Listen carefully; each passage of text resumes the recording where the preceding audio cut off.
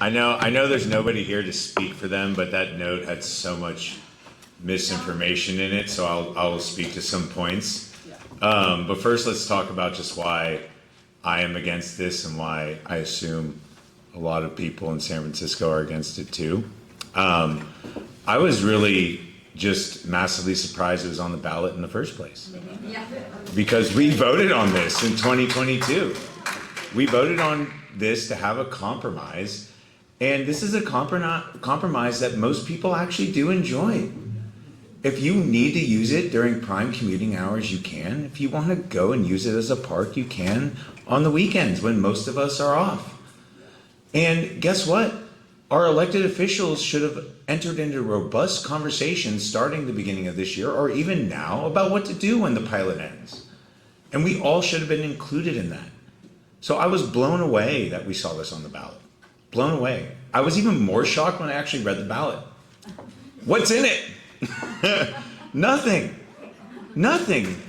There's no set-asides. There's no set-asides for funding for a park. There's no set-asides to address the concerns that neighbors have. The only thing concrete is that it closes it off to private vehicles. And that's what this is all about. So look, I am massively against it. The No on K campaign is massively against it for 3 reasons. First, again, this is a compromise that enjoys a consensus. A lot of people in the neighborhood like it. I always know a good deal when everybody's sort of upset. And nobody's getting everything they want out of this. So that's a sign of a good deal. And then look, we have completely skirted the public process by just putting this on the ballot.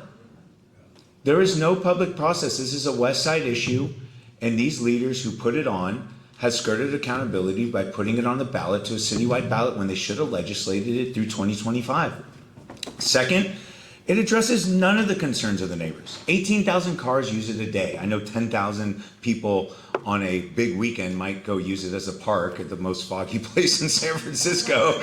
But look, in the weekdays, 18,000 people use it for commuting, mostly working class, elderly, veterans, small business owners, a lot of people we should be really caring about, populations we should be caring about.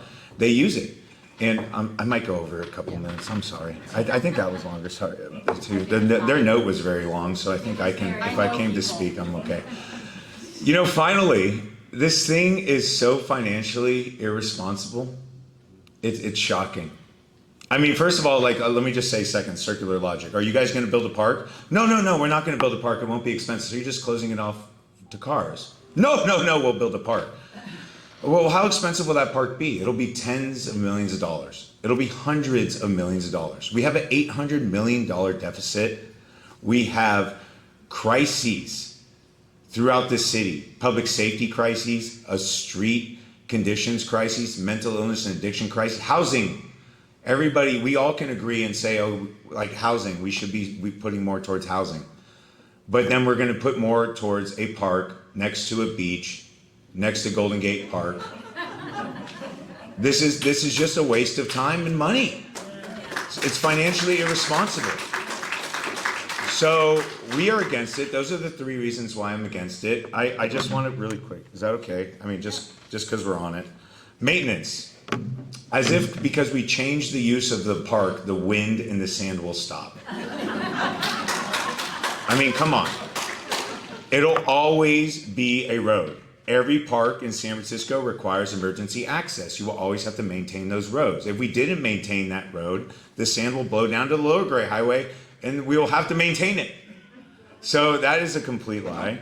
Habitat and dune restoration, look, that's up to question. If you go to the Golden Gate National Reservation, right, Park, Association, they say foot traffic on the beach is a huge cause of the erosion. So we really don't know what the ecological geological situation is. They didn't start with the EIR. They're not doing due diligence around that. This is just, again, this is about closing it to all vehicles. And then hold on, one more. Sorry. You still have to maintain the road though, I said that, yes, they definitely do have to maintain a road. And then a park is a better use than a road. Okay.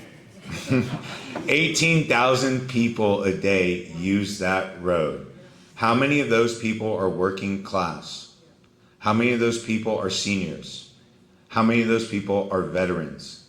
How many of those people are small business owners? Which of those people do we not want to protect and cherish of those populations? To say that we, just because the car is the most convenient and chosen modality of travel, is evil and people should not use it, that is not progressive. We should allow working class people, seniors, small business owners, large families, immigrant families, they should be able to drive around this country in whatever mode is the easiest way for them to travel. And so moving away from that is not progressive, it's regressive.